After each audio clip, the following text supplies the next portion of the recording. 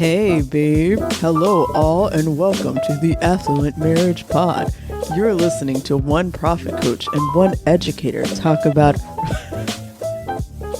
living a rich and full marriage through generational wealth building principles, authentic two-way communication strategies, and everything in between to become a couple who lives in love and walks in wealth. Your legacy begins here. You did incredible, by the way. I did not. I tried to do the solid little four out of 10. I tried to do the little dance moves, that you do when you try to, I'm sorry, I can be a vibe little with my bit introduction, but I love that. Does that distract you when I do my dance moves? Did it distract you when I did my dance moves? Yes, but then yes, you do distract me. But I just roll with it. Because, I just feel like that makes you feel like you're adding something to that segment. Otherwise I'm just even staring though at the nobody screen. can hear you. But I get that. I'm just smiling at the screen, just it's, I love it. Hey, why weird. not? So why not do some weird dance moves?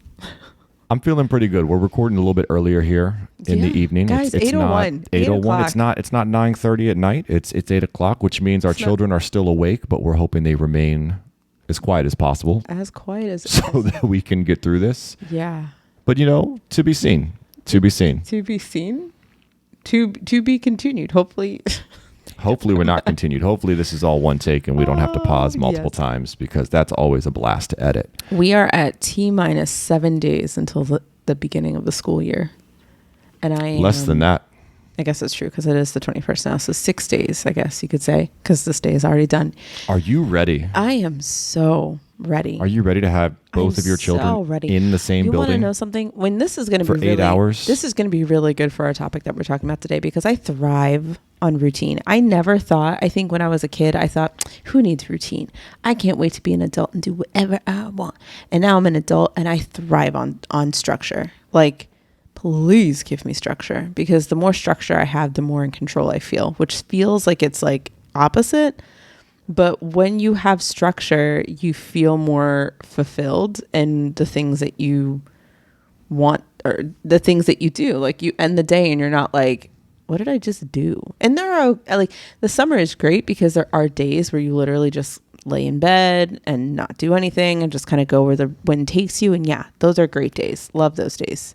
Let me express my age here for a second, because it's very telling.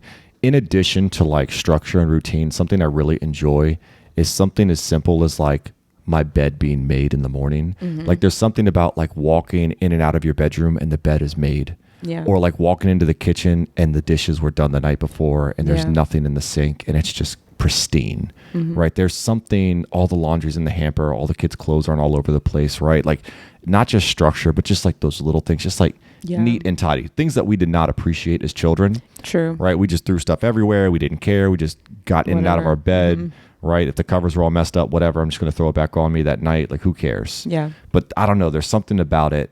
And that, again, it's probably showing my age. I don't really care.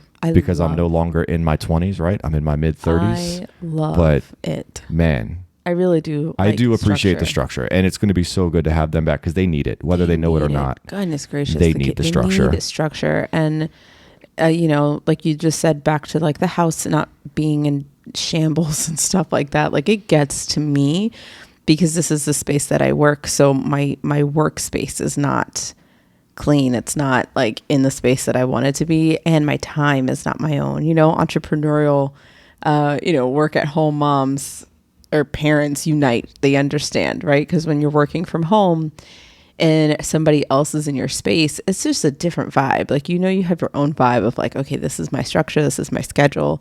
And so it was great to be able to kind of move things around for the summer and do some different things. But I am definitely, and I think the educator part of us, when it comes to August, it's like a new year for me. Like, that to me is equivalent to December 31st.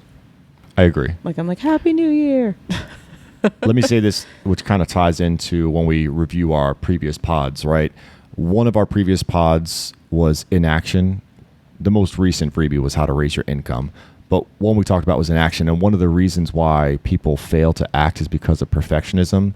I bring this up because if you're a work from home spouse, sometimes the house, you might want things to be perfect. And that means you have a never-ending job. Oh, yeah. You can literally go from kitchen sink to kitchen counter to pantry to floor. There's so much to do around the house all day, every day. It's a never-ending job. You literally cannot finish that job. So there is a point where you have to say, I'm done for now. Yeah. I've done enough. It's time to get to work. Like, right.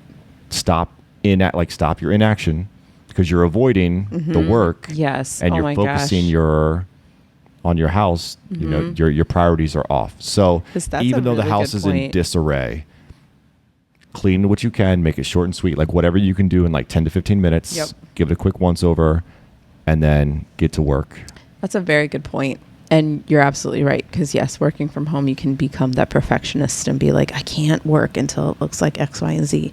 And same with the kids. Like they need to be, you know, I feel like I need to do this with the kids. Like there has to, like all these things have to be accomplished before I can get to my work. So you have to be careful with that. Yes. You have to walk that line very carefully. Absolutely. And so it goes down to priorities and all that jazz, which I feel like, again, goes really in line with what we're talking about today, which is... Wait, you're going to go through the review. Did you already go through the review? Well, you've already built it up so much. People want to know. What are we talking about, Dan? What are we talking about? It's in the title, but what are we talking about? What are we talking about? You tell me. No, you tell me. Oh, we're not doing this. This is like us when we were 14 on the phone for like... I asked you. Dude, we used to be on the phone for so long as kids. Like, I know we're so far off track right now. But back in the day, guys, in the early 2000s... You guys are so ready for this. For one person to be on the phone, it completely, like, clogs... Yeah, jammed the lines. The landlines. Yeah. And in order to access the internet, you also... needed the landline to be free. Yeah. Kimberly and I would talk on the phone for literal hours about seemingly nothing. But what like let's say I'd call you at like 6 o'clock, 7 o'clock in the evening. Is that fair? Yeah. A fair assumption? Yeah. And then we would talk till the wee 10 hours p.m. in the morning. Yeah. 11 p.m. Yeah. On a Friday night, maybe midnight. Yeah. Sometimes till 1 a.m. Yeah. About what? I don't even know. People listen to the podcast are like, no, you guys can talk. We're very aware. No, we would you guys listen can to ramble music. about anything. We would watch shows and talk about it or whatever. I just recorded this song off the radio on my cassette tape. There was one time that I did a 3-way call with like some friends and we would all like have a party chat. Do you remember when I was in my... when you would call people in? Do you remember when I was in my freestyle phase? Yes. I used to like listen to the radio and then try to rap along with the radio. Yes. And then create my own freestyles. And I would try to freestyle for you. He would do freestyles. I should bring that onto the podcast sometime so people can make fun of me. Sometimes he does. Oh, I don't mind. We're waiting. People can make fun of me. I'm here for it. Hey, go for it. Laugh at me or with me. I just want you laughing. Just laugh. If there's something you're good for. Wow. Well, okay, thank you for going down memory lane. What are we talking about today? Oh, we started this because we did the whole you tell me. You hang up first. That's where it stemmed from. But so everyone sees that connection. Yes. All right. I literally asked you. How often should I check my budget? There it is. When should I check my budget? Which is a structural piece. It is. To budgeting. Structure. So we talked about structure and the need for structure, right? This is part of that. It's a very integral foundational piece.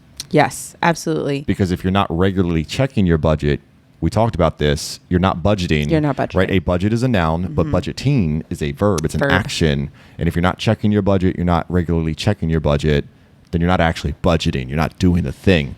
So how often should we be checking our budget? So the frequency at which you should check your budget depends on your personal financial situation, goals, and level of financial stability. And so we're going to give you kind of like a guideline, and we're going to walk through a guideline of things that you should consider as you're figuring out how often should I be looking at it. One of the things that I tell my clients is this. The one thing I will say about budgeting is that you should not be looking at it after the fact. So creating a budget at the beginning of the month and then looking at it at the end of the month and never having any understanding of like where you're at in the middle of the month is not really budgeting. That is just, I made a plan for it, but I never actually acted out said plan. And at the end of the month, I kind of see where we're at. It's too late. Right. Because at the very bare bones, like the very simple definition of a budget is it is a written plan of what you are going to do with your money for that month. Right. What's coming in, what's going out. It's a written plan. So in order to enact that plan, you have to have a plan. A plan. You have to plan for the month. You have to plan for those, bi-weekly paychecks, however you want to do it, but you have to plan. So there is a planning stage. And then, like you said, there is a checking. So in order to check on the budget, you have to have the written plan. Imagine you have, right? You are going to find treasure. X marks the spot. And you know where you're starting and you know where the X is and where you need to go. But instead of looking at the map to make sure your landmarks are in check, you just kind of keep walking and going, eventually I'm going to find the X, right? But you never actually look back at the plan, right? And then, you look at the map finally and you're like, well, I'm way off. How did that happen? Because you never went back and checked to make sure you were on track. So a lot of people do that. And that's a misconception I hear about budgeting. It's like, oh, I make a plan. I have an idea of what I want to do at the beginning of the month. By the end of the month, I can't believe it. I'm just like dipping back into my savings and I'm like doing all this stuff with my money and I had no idea. And all these surprises came up and I just feel so out of sorts. And by the end of the month, like, I don't even know, like it looks like a complete off different version of what I initially intended it to be. And I can't change it by that point because the money has already been allocated for. It's already gone. So you can't make changes and shift. The only thing you can do is say, well, next month we'll try better. And we just scratch off last month and we keep moving forward. That's not what a budget is. I just want to say. So we talk about frequency. Let's talk about weekly. Right. Because we're not telling you how often you should check your budget, because I love that you said that in the opening statement. How often you check depends on your personal financial situation. It depends on your goals, your level of stability.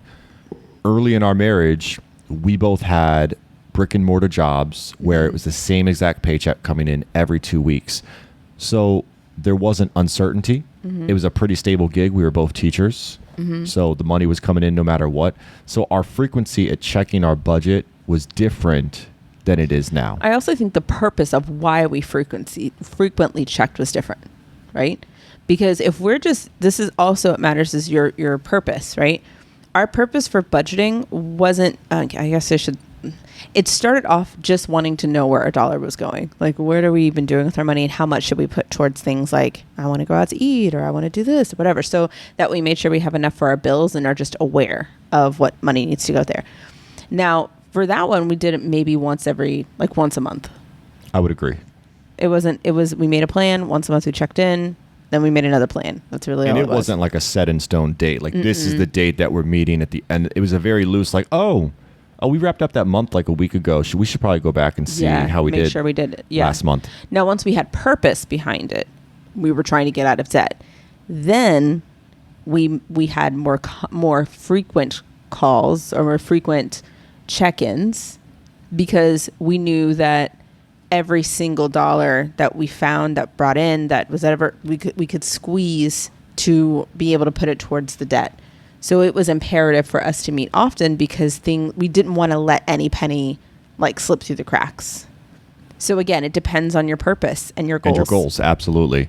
So the first one we're going to talk about is the weekly checkup. Now, the weekly checkup is not for everyone. Nope. If your spouse is not big on budgeting and is not a fan, or if they're new to the game, this might be too much for them. Like this is a little micromanaging. This is a little intense. Yes. Now, do I check my budget every week? Yes. Yes. But does that mean that's the right answer for you? No. No. I am kind of intense about the budget. Like I like to know what's come in, there's a part of me that's just afraid that like someone's going to get access to our information and I'm going to log into my bank info one day. It's going to be gone. And everything's going to be gone, right? See, that would never. So I check it regularly. We've had that happen before. And when I say regularly, I mean like we've not had everything taken out. Not everything, but we've had like a fraudulent charge. Yeah, fraudulent charges. But I mean, how many people do that, right? That's what fraudulent charges. I shouldn't say it like this, like, oh no, it doesn't normally happen like that. Sometimes it does, where people just literally wipe your whole account. But for the most part, right, it's small things here, small things there, because they want to see if you notice. And then they start ramping things up.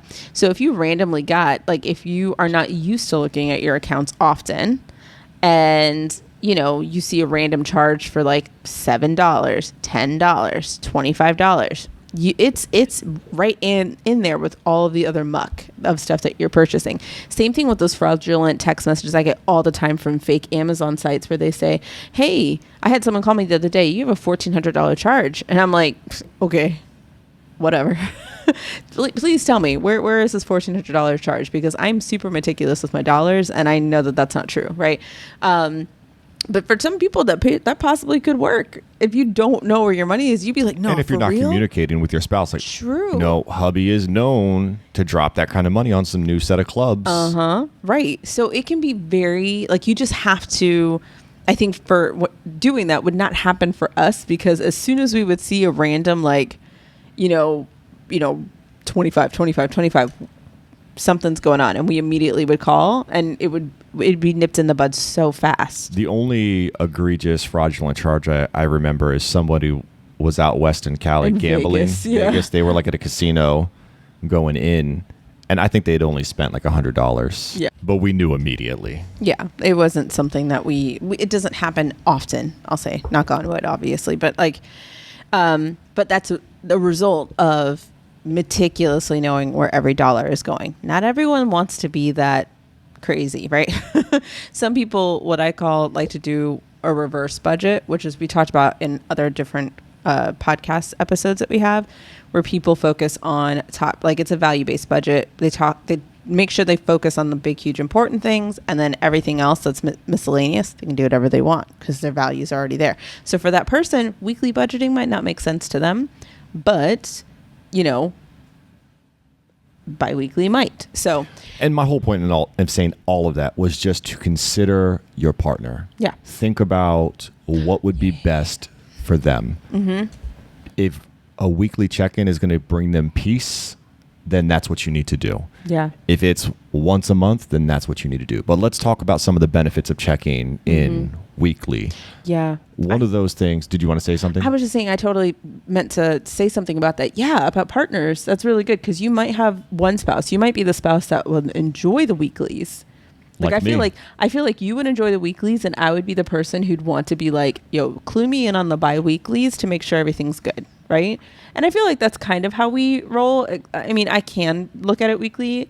I have the ability to, I just don't. But he'll look at it more continuously than I will, consistently, I should say, than I will. But beginning and the end of the month is always like, we're good. But if you're the weekly, you could still check the budget weekly. Just don't bring all of that to your partner until that bi-weekly meeting. Yeah. Save those conversations until later. And then don't bombard them when you get to the meet. Like, let them go through it first and do their thing. And then when it's like, all right, it's Q&A time, boom. There you go. Let's talk. So benefits. Real-time tracking. The beautiful thing about the weekly check-in is that when those expenses go through, you know exactly what there are. Yeah. How many times in our budget, Kim, when we're going through our bank account and we're putting our info into our spreadsheet, do we have like 4 different expenses from Target? Mm-hmm. And my question to you is always, oh, hey, babe, we had like 4 different expenses at Target. Can you talk to me about what those were? If I ask you that within the 7-day period, it's gone. Then, well, I'm saying within 7 days, you know it off the back of your head. Oh, yeah. After that, I have no idea what I went to off the top of your head. Mm-hmm. See, I did the thing you did. I said back of your hand, top of your head, and I said it back. There you go. That was for you. Maybe I did that on purpose. Thank you. So, but if it's a month later and I'm talking to you at the end of the month, I'm like, hey, babe, on May 3rd, and it's now May 29th, what were these 4 expenses at Target? You ain't going to remember that. You're not. And that's going to be the cause of a lot of like tiffs and like headbutting in a relationship. If you are the person who's, because I'm as a person who is very, very comfortable and feels very good in their finances, I still have a little bit of, excuse me, like, why does it have to be me? Why are you coming after me?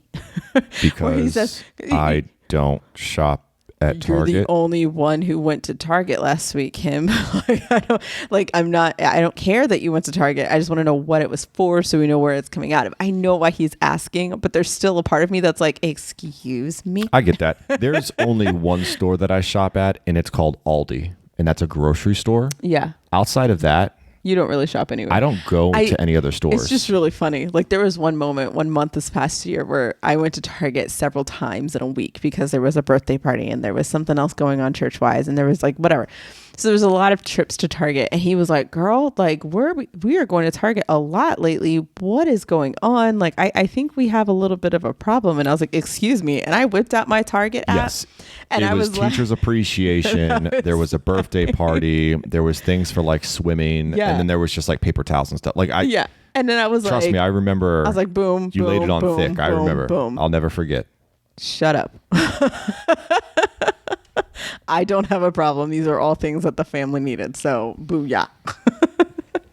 So yeah, I have my moments still. So, and that's just me being a person who's very comfortable in her finances. Take that to a person who feels like a little bit like cornered or on edge, or like very like, I don't want you talking about my money and stuff like that. That can be a source of a lot of tension. Don't come at me like I'm the problem. Yeah, that can be a source of tension and guilt. So you really got to tread lightly with that real-time tracking.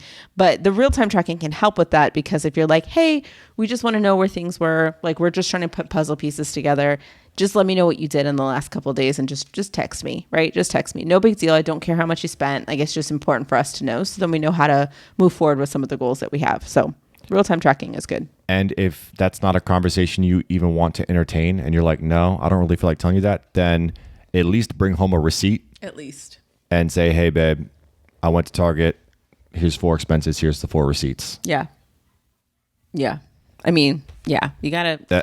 That's a lot more work for your partner. But if you are someone who feels attacked when they're asking you all these questions, then the best way to negate those questions is to be like, boom.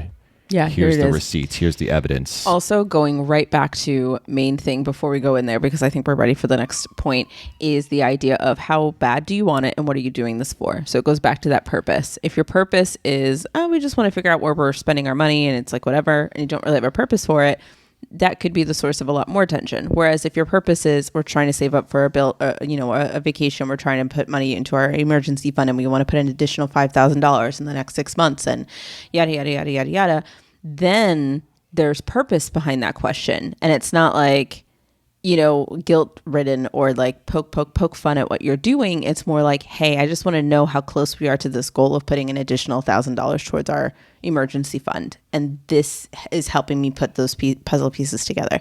And if you're both together on that goal, it makes it way easier to ask those questions. So moving forward. Yes. Another benefit is that you can identify problems or issues in your budget. And I don't mean like fraudulent charges like we talked about before. I mean, you're reviewing your budget and all of a sudden you're noticing, wait. Yeah. We've spent quite a bit of money on eating out. Yep. On fast food, which happened to us just 2 weeks ago. Yeah. Because we were like, oh, it's Thursday. Let's do a family trip to IKEA. We got ice cream. We had an IKEA dinner, which sounds is not expensive. Which, by the way, sounds pretty. It's not expensive. Pretty basic to say, like, oh, we had a nice IKEA dinner. It's not nice. We had some Swedish meatballs. Like, it was not that we had serious. some mac and cheese. Like, it wasn't that big. But it's something that we did, and then every Friday night. It was almost $50. Well, that's because we paid for 4.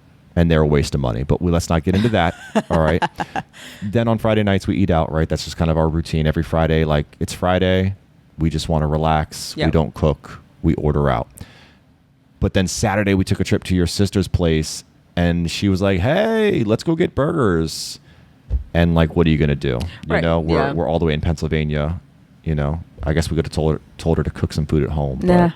So that's 3 days in a row that we ate out, right? And we only allocate a certain amount to like have fast food once a week. Mm-hmm. So to do 3 meals in a week, I mean, obviously we're way over. So when you are checking your budget weekly, you can notice those trends. Mm-hmm. You can notice, oh, I got 1 too many coffees this week, or oh, I ate out for lunch 1 too many times this week. Like I can tell. I've eaten up a lot of my plan, my written plan for the month. Yep. I had a client this past week that we just spoke. I just had working with her, and she loves going to get smoothies after she goes to the gym. And she was like, I just really love smoothies. I don't get myself too much.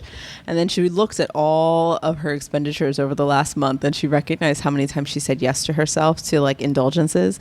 So Starbucks and this smoothie place were like her favorite places. And she recognized that she was spending I want to say like $600, $700 just on going to the smoothie place and going to Starbucks in the past month. And I was like,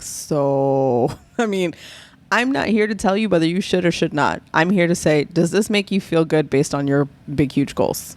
So you want to pay $1,500 putting towards your savings every single month. Okay. So if we did that, are you still going to be able to put $400 or $500, $600 towards this habit that you desire, which is totally fine. But do you feel like you have room for everything else that you desire? And when she realized, oh, you know what, I should probably pare down.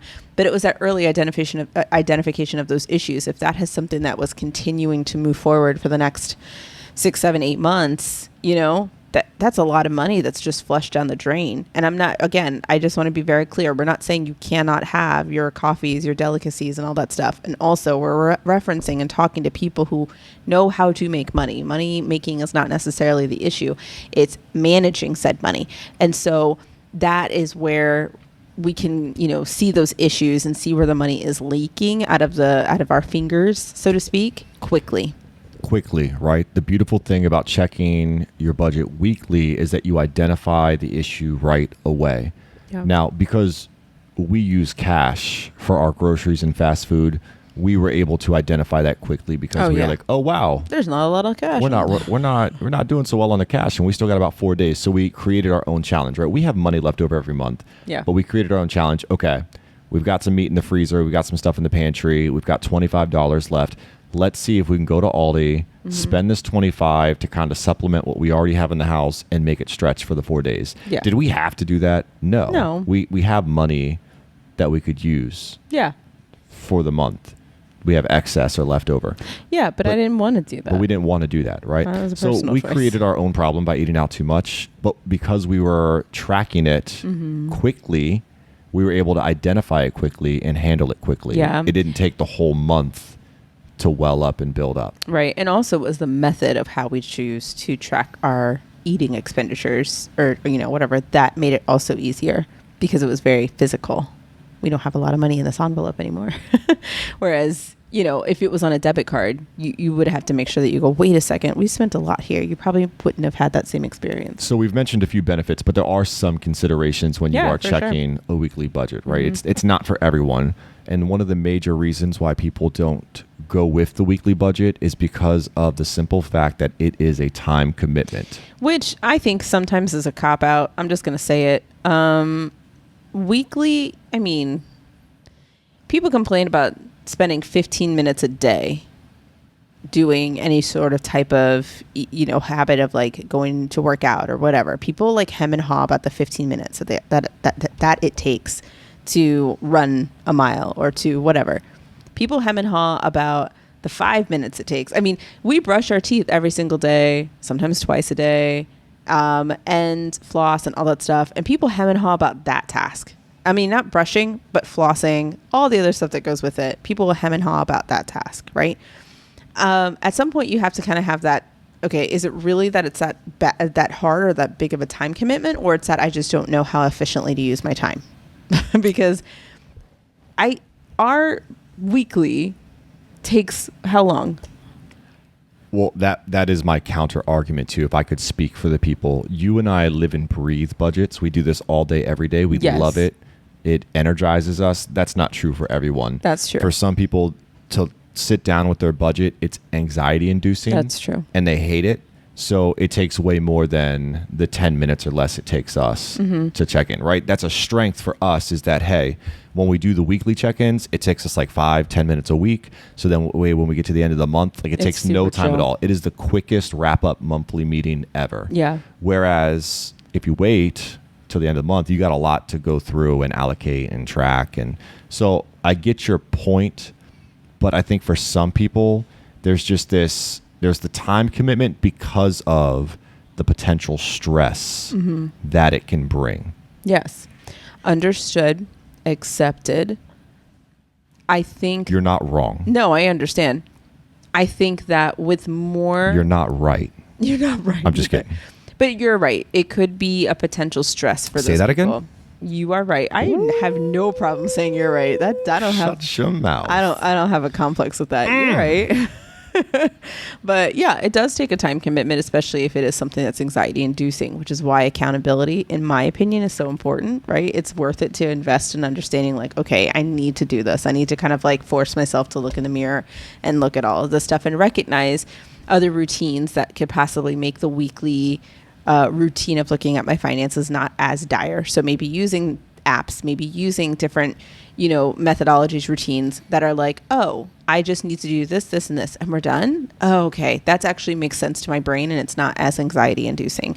So I think that it is something to consider, but if anything, it should help you learn more about yourself. Why is looking at your budget something that makes you feel on a weekly basis, making you feel anxiety? Why? And what do you need to do to make sure that you can face that, to understand different ways that you can come about it a different way where it's not as anxiety inducing. So also fluctuating expenses, that's a big one when you're doing a weekly budget or checking into it weekly, is that fluctuations is just a part of, especially when you're first learning about your finances. One of the things that is you could call it flex, we call those millionaire flexes, is that we started our understanding our finances so young. We were 22 and 23, 23, and we didn't have, we had the debt, but we didn't have time for society to kind of like jade us. And a lot of the people that I know that I work with are like 30s, in their 40s, and they have a whole lot more to juggle.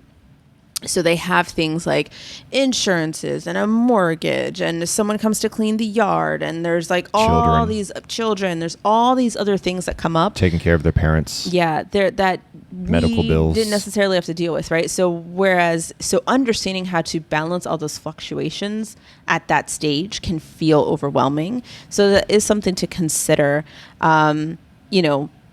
It might not be the same every single week, and that can be super frustrating, which is also another reason why having accountability and having a coach be able to walk you through how to look at it more holistically as a whole month, as opposed to just week by week, might be beneficial to you.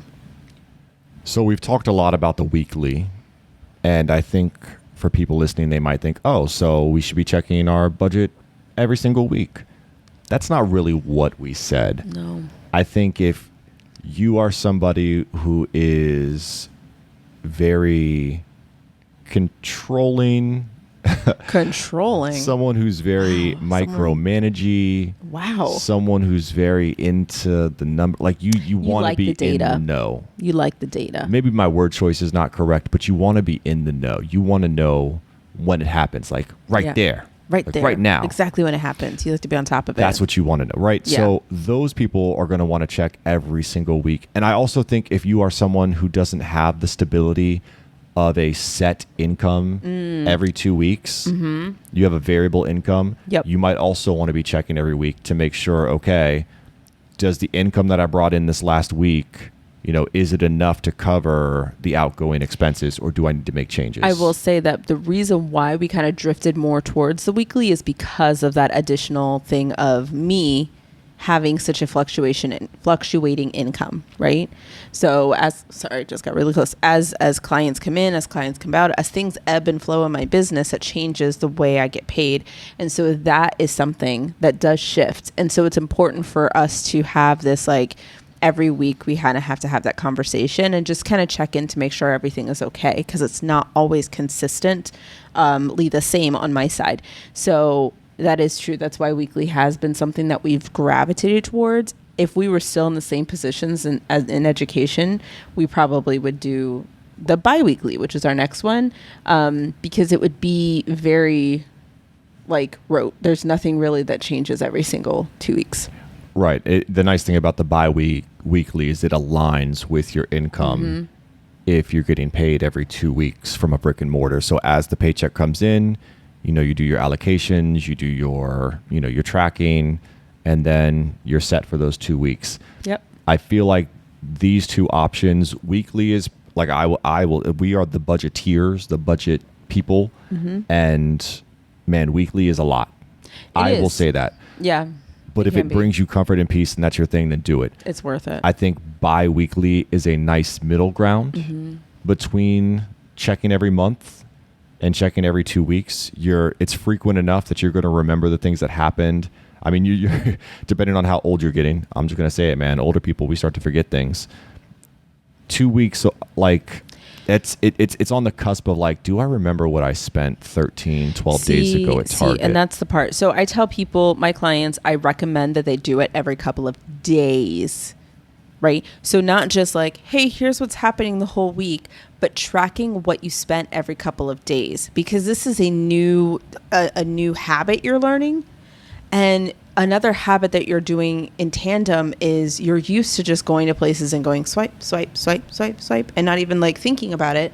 And now when I ask you, go write it down and allocate it, tell it where, like, what category is this coming out of, then people are like, oh, wow, I spent a lot in the last 2 days. It's that realization of your habits coming into like face to face with, oh, wow, I didn't realize that this is why this is taking so long. This is why I don't like the idea of biweekly budgeting, because by the time I get to the week, I'm like, well, the money's already gone. I have no idea what I spent it on. And it's that's when it gets overwhelming. So doing it every 2 days kind of like puts it into bite-sized pieces. So then clients are able to see what's going on by month, like 2 or 3, right? Oh my goodness, that might sound like really overwhelming to people. They have come up with a way of going, I know what I need to spend in certain areas. I know what I need to spend every single, every week. I know what expenditures, basic expenditures I need. I know how much I'm spending on like Starbucks and whatever.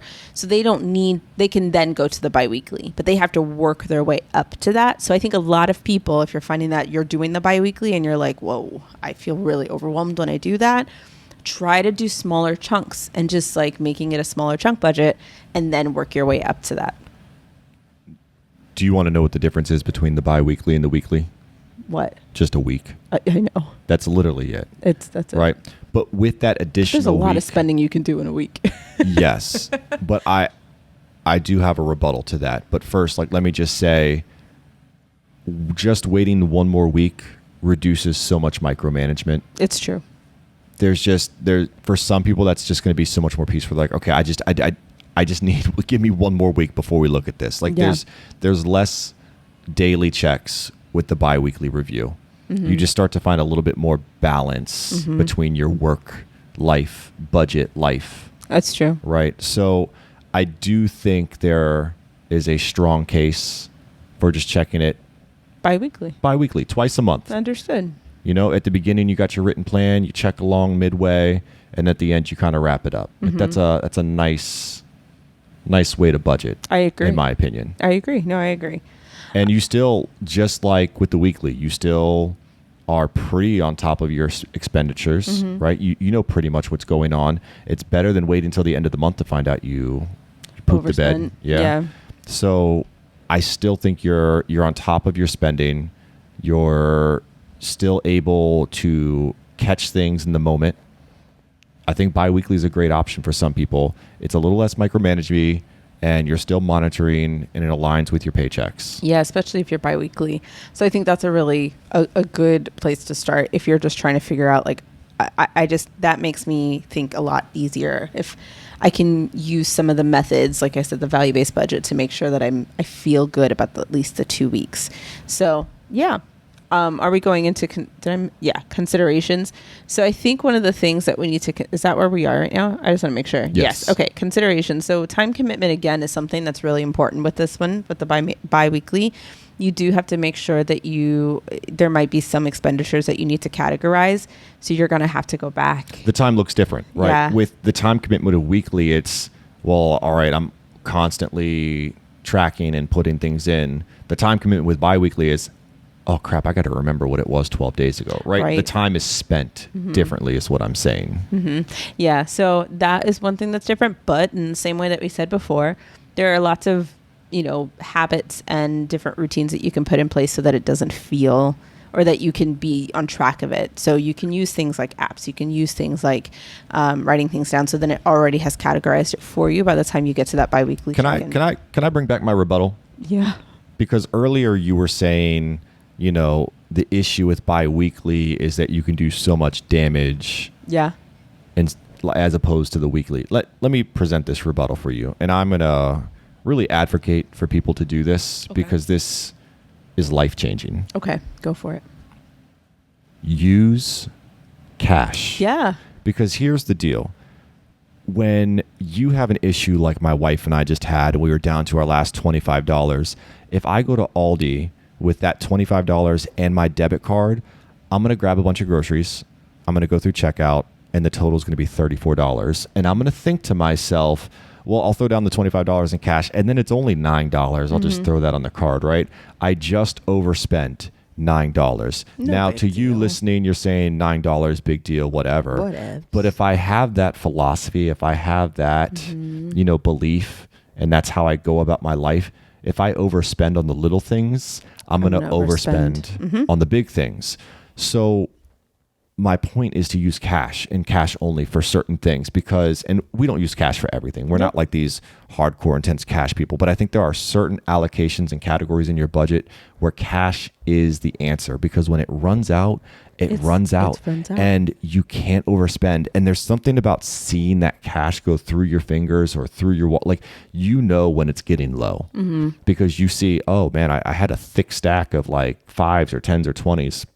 Or maybe hundreds if you're balling, and it's getting kind of tight in there. Kind of low. It's getting kind of low in that purse and that wallet, and you're gonna know, like, I need to tighten up the reins a little bit here if I want to make it the next 7 days before my paycheck, and I get more cash. And so there's so much here that we could break down, because there's a lot of mindset that has to go with this. Because some of you might be thinking, "Ooh, what a scarcity mindset," to feel like, "Oh, well, I only have $25, and this is only."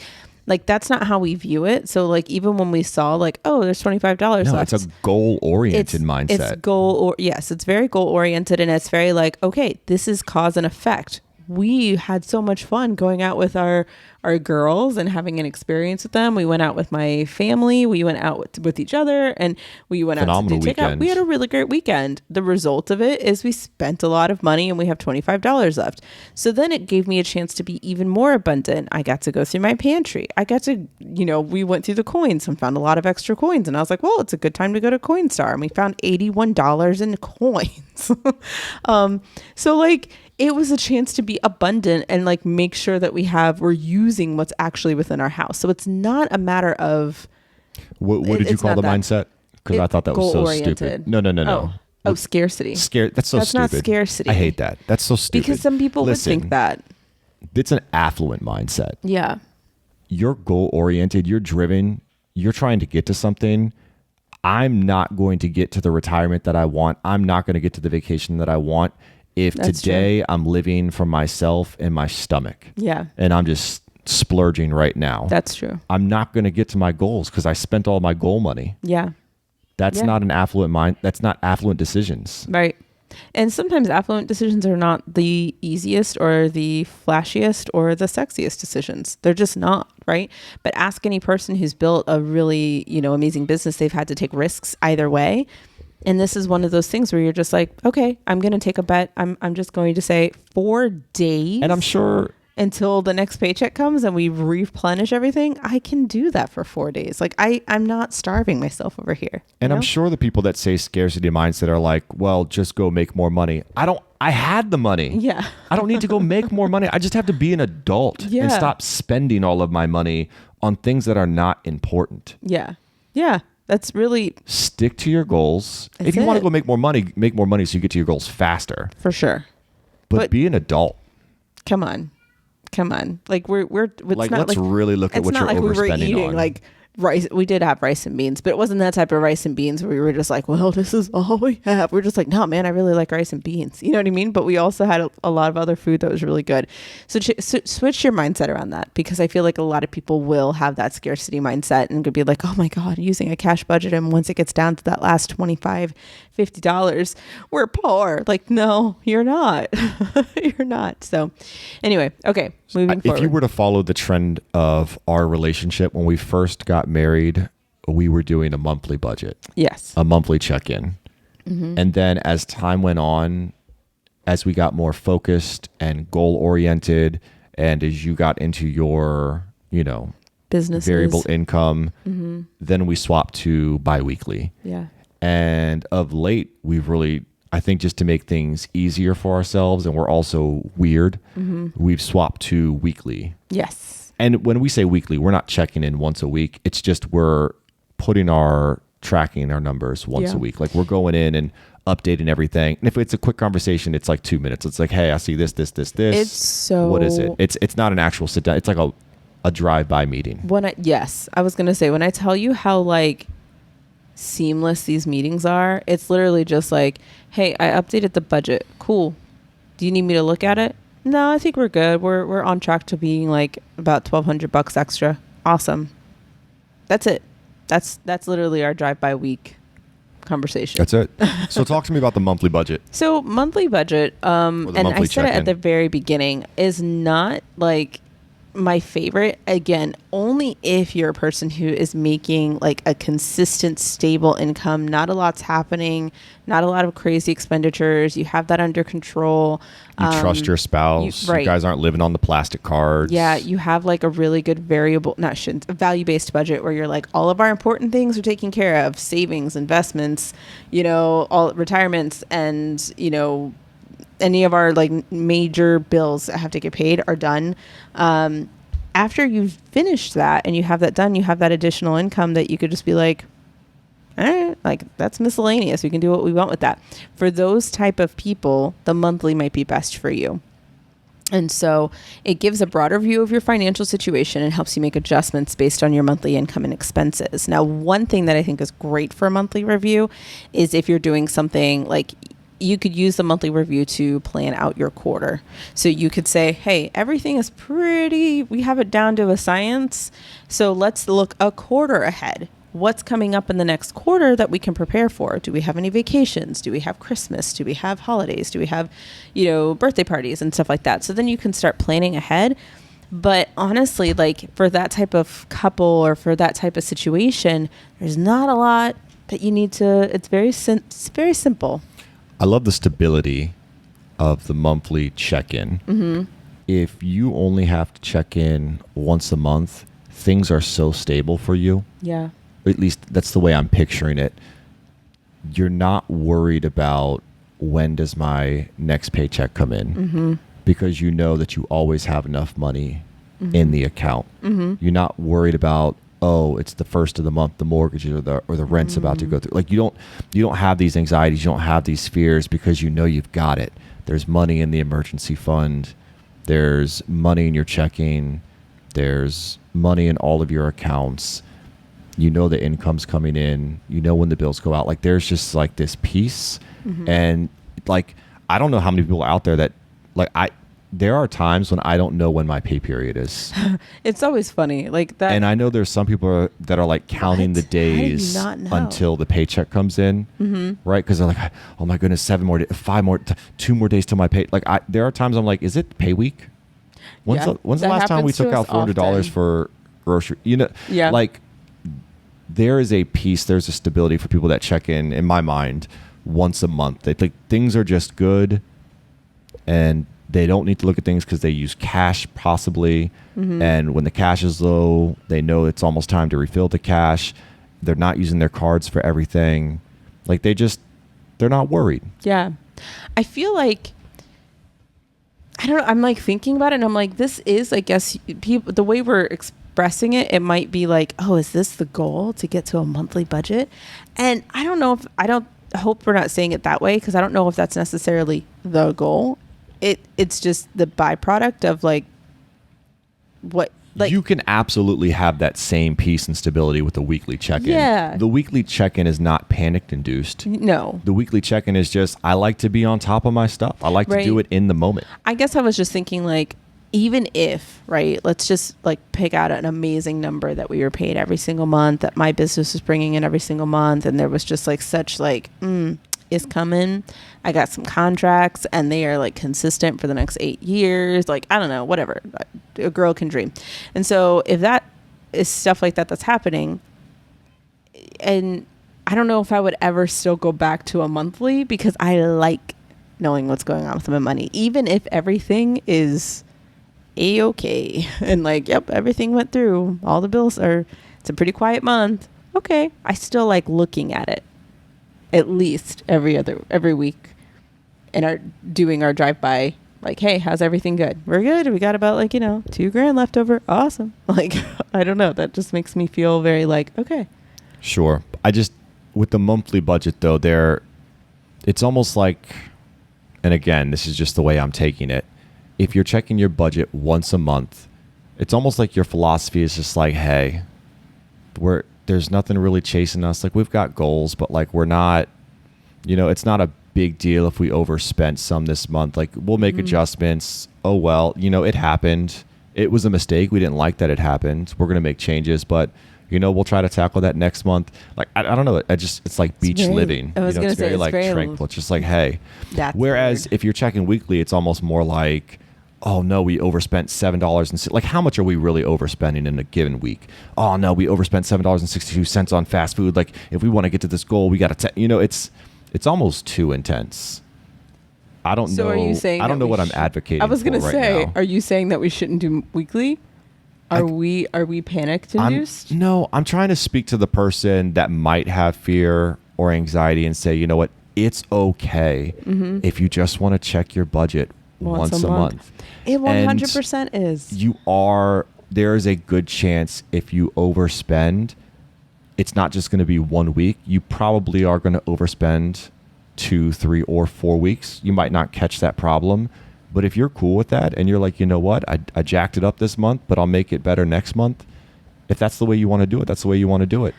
Yeah. You don't have to wait until you're 62. Like, some people are like, hey, I'm 62 cents over on, my coffee runs this week. That's a problem. Like, that's Kimberly. That's a little intense. That is a little intense. I agree. So I think it does depend on your perspective and how the purpose of it, right?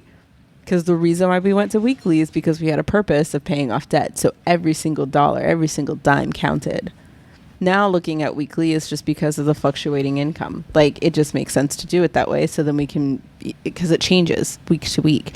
So I do think that this is, it's a little slower pace. It's a little slower pace. There's some contentment there. There's some comfortability. Yeah. There maybe whatever you decide how you feel about being content or comfortable. Right. Whatever purpose this is serving for you. In my mind, if you're doing monthly, you're not trying to pay off debt. You're not trying to focus on savings as much, or maybe you are, and it's just very like even keeled. Like, every single month I'm just putting $1,000 in there and it's not a big deal.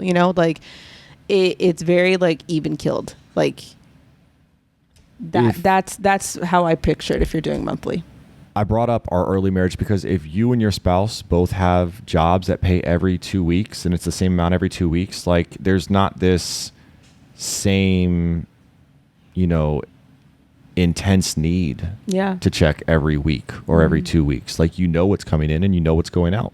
If you're sticking to your numbers, you're sticking to your written plan, like, there's not a need, a massive need to check in every single other day. To make sure you're tracking.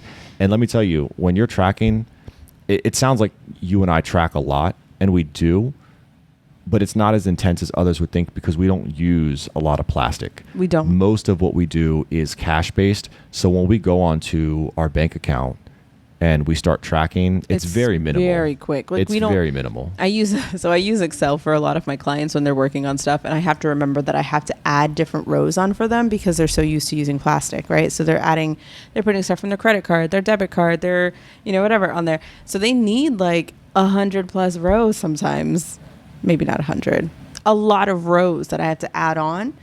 And by the third month when they worked with me, it's a lot shorter because they've like figured out like a routine and they started to like get rid of some of the extra spending. But for us, when we look at our expenditures, it's very minimal because we don't do a lot of online shopping unless it's back to school shopping, which it is right now. And so we've been like on Amazon like all the time, but it's not very often that we're doing that. And if we do, it's coming from another pot that has already been filled up. So like if I go shopping on Amazon, or if I go shopping on whatever, and I spend like $80, that's not coming out of my actual like budget. That's coming out of my personal pot that is, so it just gets reimbursed. So all that to say, like it doesn't take very long to update. You've inspired me to sing a song that I just wrote. Oh, joy. Good luck, guys. It was inspired by the use of plastic. Okay. Are we ready? I think so. Swipe, swipe here and a swipe, swipe there. Here a swipe, there a swipe, everywhere a swipe, swipe. Old MacDonald had a farm.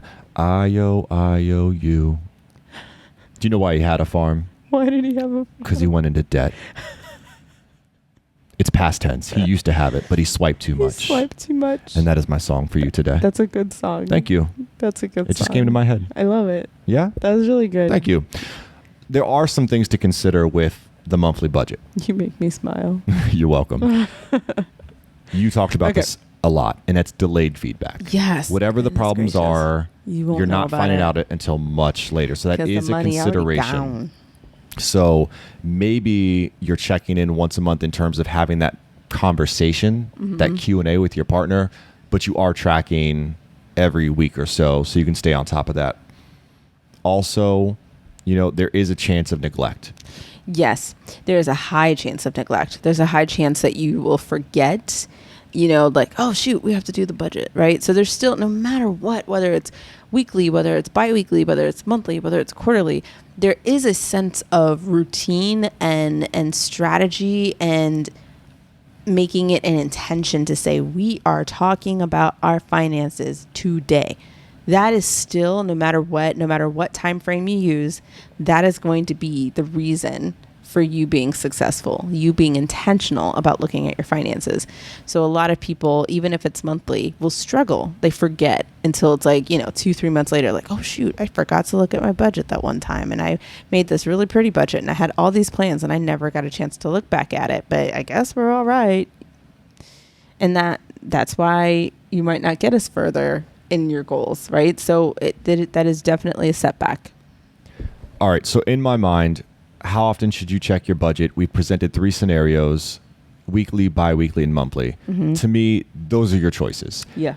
There's a couple more that I'm not really going to talk about. I'm going to mention, and we can talk about it a little bit, but we're not going to go on a deep dive on that today because these are really your choices. Like if you're serious about checking your budget and reviewing your budget, this is it. Yep. Now, for entrepreneurs, you might check your budget every quarter, like a quarterly check-in. Why? Yes. Why would someone do that? So someone would do a quarterly check-in, which might be something that you would have your accountant, CPA, or whatever. They might give you a P&L, which is a profit and loss.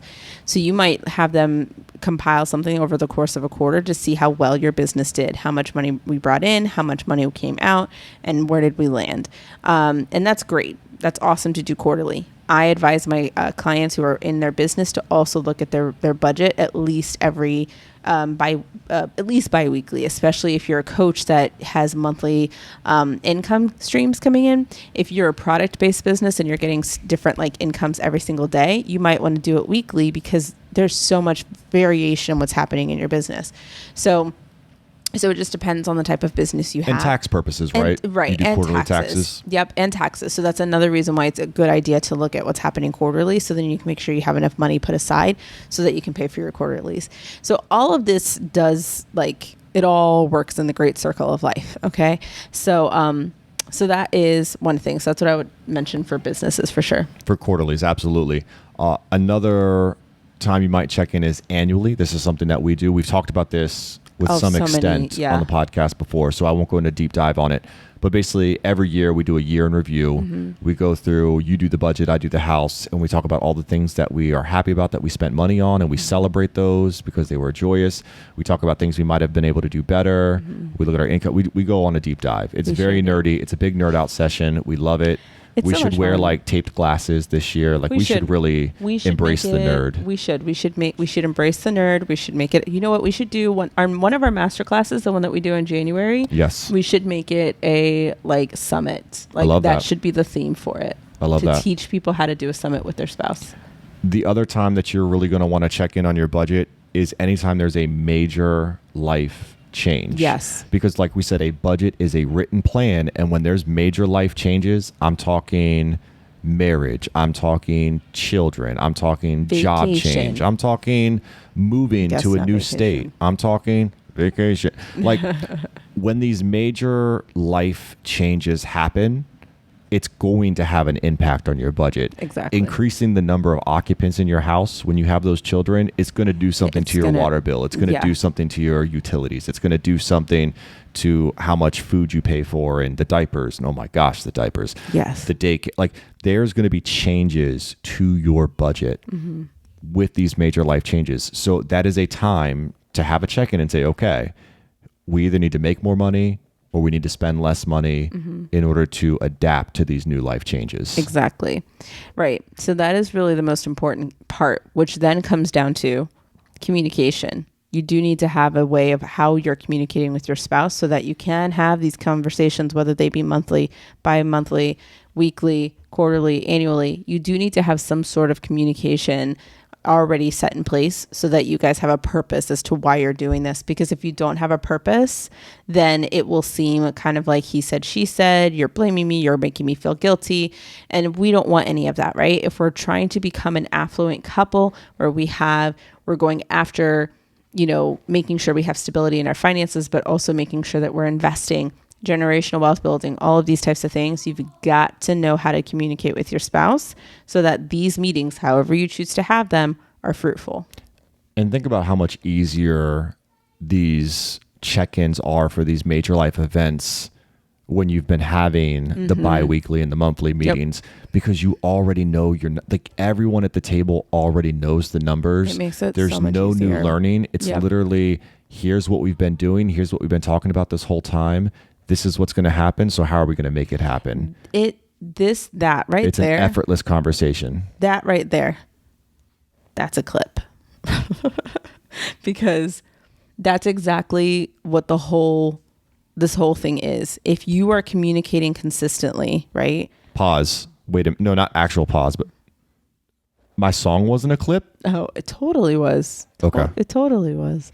Thank you. But if you are doing this consistently, having these conversations, however consistent means to you and your spouse, how easy is it for you to be able to say, ooh, there's a crisis occurring? It's going to be easy to come to the table and rearrange things without the panic, without the overwhelm, without the brash decisions, because you're like in a panic, right? It's going to be so much easier to do that. So that's the reason why the communication is so, so vital. So remember, the key is to find a balance that works for you. Regularly checking your budget helps you stay aware of your financial situation, make informed decisions, and ensure that you're staying on track with your financial goals. It's also important, and please remember to be flexible and adjust your budget as needed, especially when those unexpected expenses or your income changes. Got to be prepared. Got to be prepared. That's really what it's all about. Give us a CTA, Kim. CTA, y'all. Okay, here's the thing. Identify and evaluate where you currently are, right? Do you normally check on your budget monthly, quarterly, bi-weekly? Not at all. Not at all. Only when there's an emergency, because I've said this before too. If you're only checking on your money when there's an emergency, your relationship with money is only based on negativity. Like you're only giving it negative things to feed off of. So it's no wonder why you keep running into negative experiences when it comes to budgeting or managing money, because you're only looking at it when there's a crisis. So if that's also a part of where you could be if you're like, no, I never look at it until there's a crisis. Or if you're a person that looks at it on a monthly basis, bi-weekly basis, weekly basis. And if so, how is that working out for you? Do you feel like you have a really good understanding of all the things that are happening in your finances in your business and your home? If you feel good about it, like rate yourself 1 to 10. 1 feeling like, I could do a little bit better. There are some areas that I feel a little bit hazy in, or 10 being, I feel really, really good. Like I feel like so aware of where every dollar is going.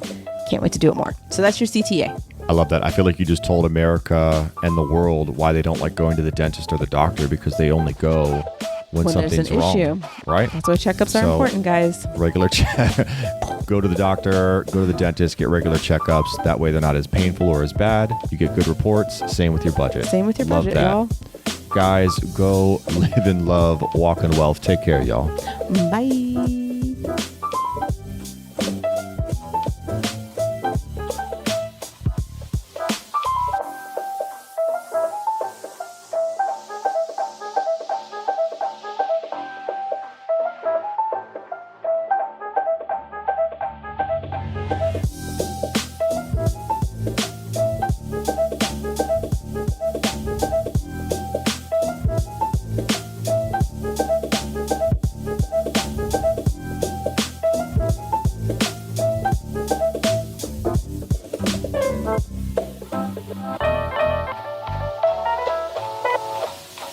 Bye.